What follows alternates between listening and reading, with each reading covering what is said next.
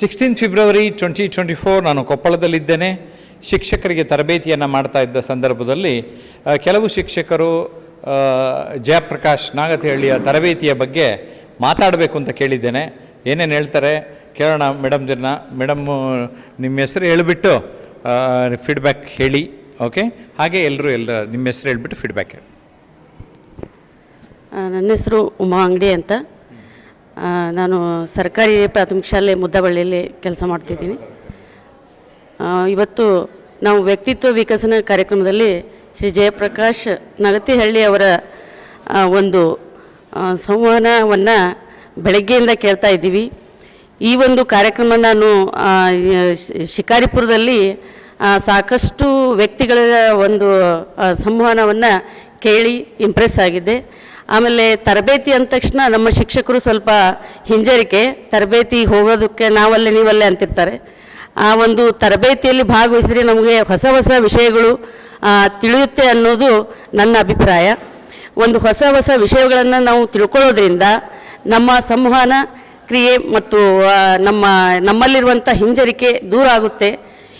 ಇದರಿಂದ ನಾವು ಎಲ್ಲರೂ ಪಾಲ್ಗೊಳ್ಬೇಕು. ಈ ಸಂವಹನದಿಂದ ನಾವು ತರಗತಿಯಲ್ಲಿ ಮಕ್ಕಳ ಜೊತೆ ಯಾವ ರೀತಿ ನಾವು ಕಮ್ಯುನಿಕೇಷನ್ ಮಾಡಬೇಕು ಅನ್ನೋದನ್ನು ನಾವು ತಿಳ್ಕೊಂಡಂಗೆ ಆಗುತ್ತೆ.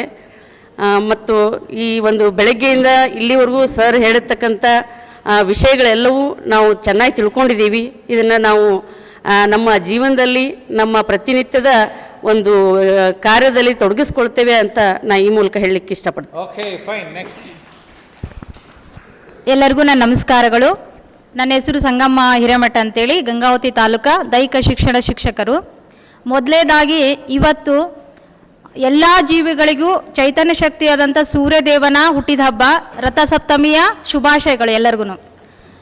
ವ್ಯಕ್ತಿತ್ವ ವಿಕಾಸನ ಅಂತ ನನಗೆ ತರಬೇತಿ ಏನು ಬಂತು, ನಿಜವಾಗ್ಲೂ ನಾನೊಂದು ಪುಣ್ಯವಂತೆ ಅಂದ್ಕೊಂಡೆ. ನಾನು ಇಷ್ಟೊಂದು ತಾಲೂಕುಗಳಲ್ಲಿ ನಮ್ಮ ಹೆಸರು ಬಂದಿದೆಯಲ್ಲ, ಆ ಒಂದು ತರಬೇತಿಯನ್ನು ತೊಗೊಳೋದಕ್ಕೆ ನಾನು ಒಬ್ಬಳು ಸಬಳಲಾಗಿದ್ದೀನಿ ಅಂತ ನನಗೆ ಬಹಳ ಖುಷಿ ಆಯಿತು ಅವತ್ತು.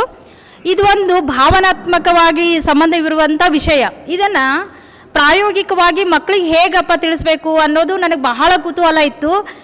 ಸರ್ ಅವುಗಳನ್ನು ಎಷ್ಟು ಸುಲಭವಾಗಿ ಹೇಳ್ಕೊಟ್ರು ಅಂದರೆ, ಜಯಪ್ರಕಾಶ್ ಸರ್ ಅವರು ಚಿತ್ರಗಳ ಮೂಲಕ, ಸರಳವಾದಂಥ ಚಿತ್ರಗಳನ್ನು ನಾವು ಪ್ರತಿನಿತ್ಯ ನೋಡ್ತಾ ಇರ್ತೀವಿ, ಇದು ಮಾಡ್ತಾ ಇರ್ತೀವಿ. ಸಾಧನೆ ಅನ್ನೋದನ್ನು ಯಾವ ರೀತಿ ತೋರಿಸ್ಬೇಕು, ಅಥವಾ ಗುರಿ ಮುಟ್ಟಬೇಕು ಅನ್ನೋದನ್ನು ಯಾವ ರೀತಿ ತೋರಿಸ್ಬೇಕು, ಪಾಸಿಟಿವ್ ಥಿಂಕನ್ನು ಯಾವ ರೀತಿ ನಾವು ಮಕ್ಕಳಿಗೆ ಚಿತ್ರಗಳ ಮುಖಾಂತರ ತೋರಿಸಿ ತಿಳಿಸ್ಬೇಕು ಅನ್ನೋದನ್ನು ತುಂಬ ಸರಳವಾಗಿ ತಿಳಿಸ್ಕೊಟ್ರು. ನಿಜವಾಗ್ಲೂ ಅವ್ರಿಗೆ ಭಾಳ ತುಂಬ ಧನ್ಯವಾದಗಳನ್ನು ನಾನು ಹೇಳೋದಕ್ಕೆ ಇಷ್ಟಪಡ್ತೀನಿ.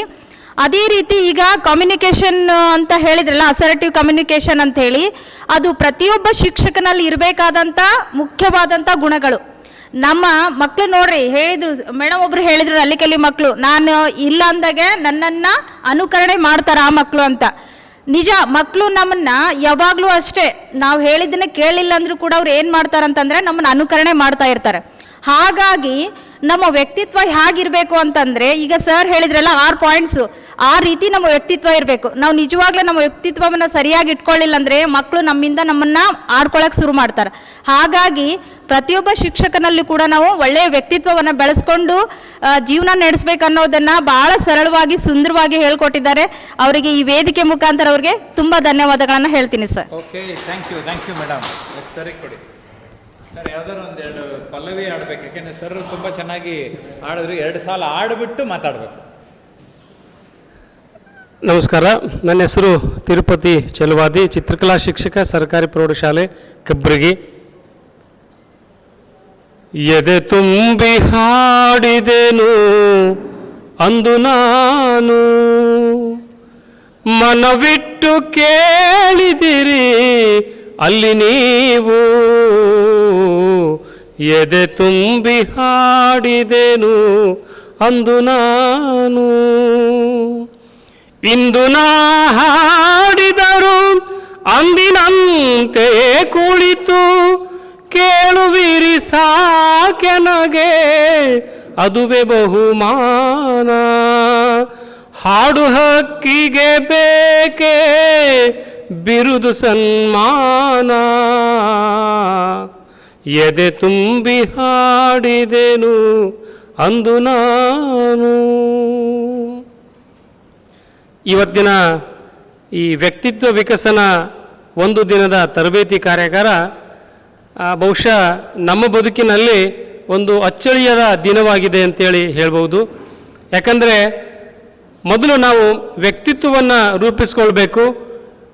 ಯಾವುದನ್ನು ನಾವು ಕಳ್ಕೊಂಡ್ರೆ ಅದು ಹಾನಿಯಲ್ಲ, ವ್ಯಕ್ತಿತ್ವವನ್ನೇ ಕಳ್ಕೊಂಡ್ರೆ ಅದು ನಿಜವಾದ ಹಾನಿ ಅಂತೇಳಿ ನಾನು ಭಾವಿಸ್ತೀನಿ.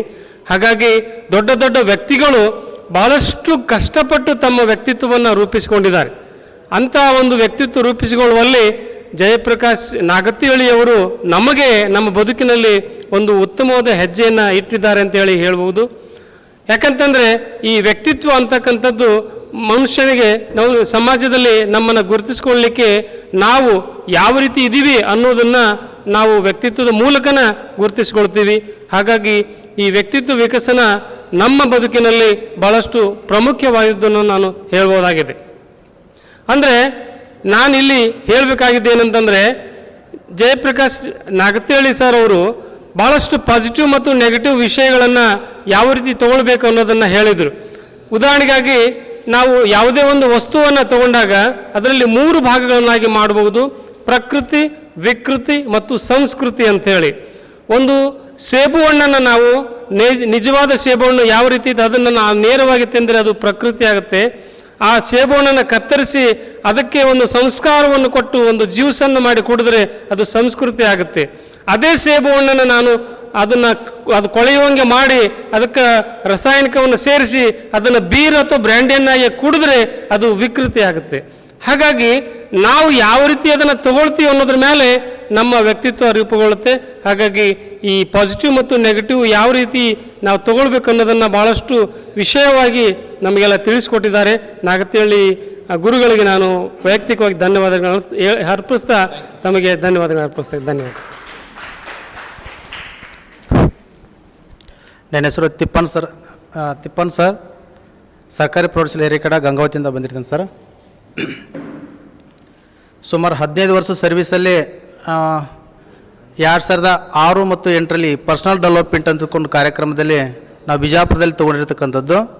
ಅದನ್ನು ಬಿಟ್ಟ ನಂತರ ಸುಮಾರು ಒಂದು 10-12 ವರ್ಷ ಆದ ನಂತರ ಈ ಒಂದು ಪರ್ಸನಾಲಿಟಿ ಡೆವಲಪ್ಮೆಂಟ್, ವ್ಯಕ್ತಿತ್ವ ವಿಕಾಸನ ಅಂತಕ್ಕಂಥ ಒಂದು ಕಾರ್ಯಕ್ರಮಕ್ಕೆ ಸರ್ ಅವರು ಬೆಂಗಳೂರಿಂದ ಈ ಕೊಪ್ಪಳ ಜಿಲ್ಲೆಗೆ ಬಂದು ಶಿಕ್ಷಕರಿಗೆ ಕೊಡ್ತಕ್ಕಂಥ ಈ ಒಂದು ಸಂಪನ್ಮೂಲ ನಿಜಕ್ಕೂ ಎಲ್ಲರ ಜೀವನದಲ್ಲಿ ನೋಡಿ ಅಂದಪ್ಪ ಅಂತಂದ್ರೆ ಎಲ್ಲರೂ ನಾವು ಶಿಕ್ಷಕ ವೃತ್ತಿಯಲ್ಲಿ ಅನೇಕ ಪುಸ್ತಕಗಳನ್ನು ಓದಿರ್ತೀವಿ, ಅನೇಕ ವಿಷಯಗಳನ್ನು ತಿಳ್ಕೊಂಡಿರ್ತೀವಿ. ಈ ಟೆಕ್ನಾಲಜಿ ಅಂತ ಬಂದಾಗ ಯೂಟ್ಯೂಬ್ ನೋಡ್ಕೊಂಡಿರ್ತೀವಿ, ಏನೆಲ್ಲ ನೋಡ್ಕೊಂಡಿರ್ತೀವಿ, ವಾಸ್ತವ ಜಗತ್ತಿನಲ್ಲಿ ಏನು ನಡೀತೈತಿ, ಏನು ವಿಷಯ ತಿಳ್ಕೊತೀವಿ ಅಂತಕ್ಕಂಥ ಸಂದರ್ಭದಲ್ಲಿ ಬಂದಾಗ ಸರ್ ಲೈವ್ ಆಗಿ ಸರ್ ನಾವು ನೋಡಿವಿ, ಸಾಕಷ್ಟು ನೋಡಿವಿ ಕರೆ. ಬಟ್ ಸರ್ ಬರ್ತಾರೆ ಅಂದ್ಕೊಂಡು ನಿಜವಾಗ್ಲೂ ನಮ್ಗೆ ಗೊತ್ತಿರಲ್ಲ. ಇಲ್ಲಿ ಬಂದಾಗಲೇ ಸರ್ ನೋಡಿವಿ, ಅವರೊಬ್ಬರು ವ್ಯಕ್ತಿ ಅಲ್ಲ, ಒಬ್ಬ ದೊಡ್ಡ ಶಕ್ತಿ. ಯಾಕಂತಂದರೆ ಸಂಪನ್ಮೂಲ ಅದನ್ನು ನಮಗೆ ತಲುಪಿಸಿ ನಮ್ಮ ವ್ಯಕ್ತಿಗಳನ್ನ ಒಂದು ವ್ಯಕ್ತಿತ್ವನ ರೂಪಿಸ್ತಕ್ಕಂಥ ಆ ಶಕ್ತಿ ಮತ್ತು ಮಾರ್ಗದರ್ಶನ ನಿಜಕ್ಕೂ ಆ ಶೈಲಿ ಇನ್ನೊರಿಗೆ ಬರ್ತಕ್ಕಂಥದ್ದಲ್ಲ. ಸರ್ ಅವ್ರು ಆಗ ಒಂದು ಪ್ರಶ್ನೆ ಮಾಡಿದ್ರು, ಸರ್ ಇದನ್ನೇ ಯಾಕೆ ಆಯ್ಕೆ ಮಾಡ್ಕೊಂಡ್ರಿ ಅಂದ್ಕೊಂಡು ಅಂತಂದರು. ಇವತ್ತು ನಮ್ಮ ಭಾರತ 140 ಕೋಟಿ ಜನಸಂಖ್ಯೆ ಇರ್ತಕ್ಕಂಥ ಈ ದೇಶದಲ್ಲಿ ಮನುಷ್ಯನಿಗೆ ಇವತ್ತೇನು ಬೇಕಾಯ್ತು ಅಂದ್ರೆ ಸಂಸ್ಕಾರ, ನೆಕ್ಸ್ಟ್ ಒಂದು ವ್ಯಕ್ತಿತ್ವನ ರೂಪಿಸ್ತಕ್ಕಂಥ ಒಂದು ನಾಲೆಜ್ ಬೇಕಾಯ್ತು. ಸೊ ಅಂಥ ನಾಲೆಜನ್ನು ನಾವು ಪಠ್ಯ ಪುಸ್ತಕದಲ್ಲಿ ಇವತ್ತು ಸರ್ಕಾರ ಸಾಕಷ್ಟು ವಿಷಯಗಳನ್ನು ವ್ಯಕ್ತಪಡಿಸಿದ್ರು ಕೂಡ ಇದನ್ನು ಕೊಡ್ತಾ ಇಲ್ಲ. ಸೊ ಹೀಗಾಗಿ ಇದನ್ನು ಸಮಾಜಮುಖಿಯಾಗಿರ್ಬೋದು, ಅವರ ವ್ಯಕ್ತಿ ತಮ್ಮ ಸ್ವ ಇಚ್ಛೆಯಿಂದ ಆಗಿರತಕ್ಕಂಥ ಕೆಲಸ ಆಗಿರ್ಬೋದು, ನಿಜಕ್ಕೂ ಅದು ಸಾರ್ಥಕ್ಕಂಥ ನನ್ನ ಒಂದು ವೈಯಕ್ತಿಕ ಮನೋಭಾವನೆಯಿಂದ ಹೇಳ್ತಾ ಇದ್ದೀನಿ. ಇನ್ನೊಂದು ಏನಪ್ಪ ಅಂತಂದ್ರೆ ಜಯ ಪ್ಲಸ್ ಪ್ರಕಾಶ, ಆ ಹೆಸರಲ್ಲಿ ಏನಪ್ಪ ಅಂದ್ರೆ ಜ್ಞಾನ ಇದೆ. ಎಲ್ಲಿ ಬೆಳಕಿರುತ್ತೆ ನೋಡೋ ಅಲ್ಲಿ ಜಯ ಇರುತ್ತೆ. ಸೊ ಹೀಗಾಗಿ ಅವ್ರು ಎಲ್ಲೇ ಹೋಗಲಿ, ಅದೇ ಸರ್ ಹೇಳಿದ್ರು, ಸ್ಟೇಟ್ ಆಗಿರ್ಬೋದು, ನ್ಯಾಷನಲ್ ಆಗಿರ್ಬೋದು, ಇಂಟರ್ನ್ಯಾಷನಲ್ ಯಾವ ರಂಗದಲ್ಲಿ ಹೋದರೂ ಕೂಡ ಅಲ್ಲಿ ಏನು ಬಿತ್ತು ಬಂದಾರಪ್ಪ ಅಂತಂದ್ರೆ ಈ ಜ್ಞಾನವನ್ನು ಕೊಟ್ಟು ಅಲ್ಲಿರ್ತಕ್ಕಂಥ ವ್ಯಕ್ತಿತ್ವಗಳನ್ನು ಒಬ್ಬ ಪರಿಪೂರ್ಣ ವ್ಯಕ್ತಿಗಳನ್ನ ನಿರ್ಮಿಸ್ತಕ್ಕಂಥ ಕೆಲಸ ಮಾಡಿದ್ದಾರೆ. ಸೊ ಹೀಗಾಗಿ ಅಂಥ ಒಂದು ಕೆಲಸವನ್ನು ಇಲ್ಲಿ ಕೊಪ್ಪಳಕ್ಕೆ ಬಂದು ನಮಗೂ ಕೊಟ್ಟಿದ್ದು, ನಾವು ಕೂಡ ನಿಮಗೆ ಅಭಿನಂದನೆ ಸಲ್ಲಿಸ್ತಾ ಇದ್ದೇನೆ. ಇನ್ನೂ ಏನಪ್ಪ ಅಂತಂದ್ರೆ ನಾವೆಲ್ಲರೂ ಶಿಕ್ಷಕರು, ಅಭಿಪ್ರಾಯಗಳು ಸಾಕಷ್ಟು ಇದುಗಳು ನಾವು ತಿಳ್ಕೋಬೇಕು, ಅದನ್ನು ಫಾಲೋಅಪ್ ಮಾಡ್ತಕ್ಕಂಥ ಕೆಲಸ ನಾವು ಮಾಡಬೇಕು. ಇನ್ನೊಂದು ಸರ್ ಅವ್ರು ಹೇಳಿದ್ರೇನು, ಈ ಕಮ್ಯುನಿಕೇಷನ್ ಅಂತ ಅಂದಾಗ ಇವತ್ತು ಟೆಕ್ನಾಲಜಿ ಅಂತ ಬಂದಾಗ ಕಮ್ಯುನಿಕೇಷನ್ ಭಾಳಷ್ಟು ಗ್ಯಾಪ್ ಆಗ್ತೈತಿ. ಹೆಂಗೆ ಗ್ಯಾಪ್ ಆಗ್ತೈತೆ ಅಂತಂದ್ರೆ ಎಲ್ಲವೂ ಈ ಮೊಬೈಲ್ ಆಗಿರ್ಬೋದು, ವ್ಯಾಟ್ಸಪ್ ಆಗಿರ್ಬೋದು, ಚಾಟಿಂಗ್ ಇವುಗಳ ಮೂಲಕ ಐತೆ ಹೊರತು ಮನುಷ್ಯ ಅಣ್ಣ ಆಗಿರ್ಬೋದು, ತಮ್ಮ ಆಗಿರ್ಬೋದು, ಶಿಕ್ಷಕ ಆಗಿರ್ಬೋದು, ಯಾರಾಗಲಿ ಮನ ಬಿಚ್ಚಿ ಮಾತಾಡ್ತಕ್ಕಂಥ ಆ ಒಂದು ಹವ್ಯಾಸಗಳು ಭಾಳಷ್ಟು ಕಡಿಮೆ ಇದಾವೆ. ಹೀಗಾಗಿ ಇವನು ಹೇಳಿದಾಗ ನಮ್ಮಲ್ಲಿ ಏನಾದ್ರು ನಮ್ಮಲ್ಲೂ ಕೂಡ ಏನಪ್ಪ ಅಂದ್ರೆ ನಾನು ಶಾನೆ ನಾನು ದೊಡ್ಡವಂತಕ್ಕಂಥ ಮನೋಭಾವನೆ ಇವತ್ತು ಸರಿಂದ ನಾವು ಏನಪ್ಪ ಅಂದ್ರೆ ಕಡಿಮೆ ಮಾಡ್ಕೋಬೇಕು. ವಿಶಾಲ ಮನೋಭಾವನೆ ಈ ಜಗತ್ತಿನಲ್ಲಿ ನಾವು ವಿಶಾಲ ದೃಷ್ಟಿಕೋನ ಬದುಕುವಾಗ ಸರ್ ಹೇಳಿಕೊಟ್ಟಿರ್ತಕ್ಕಂಥ ನೀತಿ ಪಾಠಗಳನ್ನ ನಾವೆಲ್ಲ ಏನಪ್ಪ ಅಂತಂದ್ರೆ ಅನುಸರಿಸ್ತಕ್ಕಂಥ ಕೆಲಸ ಮಾಡ್ತೀನಿ ಅಂದುಕೊಂಡು ವೇದಿಕೆ ಮೂಲಕ ನಿಮಗೆ ನಾನು ಮತ್ತೊಮ್ಮೆ ಮಗದೊಮ್ಮೆ ಅಭಿನಂದಿಸ್ತೀನಿ sir. I am really very happy. ನೀವೆಲ್ಲರೂ ಕೂಡ ಪಾಸಿಟಿವ್ ಆಗಿ ತೊಗೊಂಡಿದ್ದೀರಿ.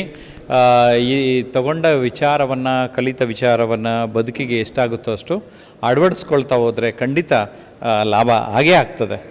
ನಾವು ನಗ್ನಗ್ತಾ ನಾನು ಸ್ಮೈಲ್ ಹೇಳಿದೆ, ಆ್ಯಕ್ಷನ್ ಓರಿಯೆಂಟೆಡ್ ಹೇಳಿದೆ, ಇನ್ವಾಲ್ವ್ಮೆಂಟ್ ಹೇಳಿದೆ, ಮೆಂಟರಿಂಗ್.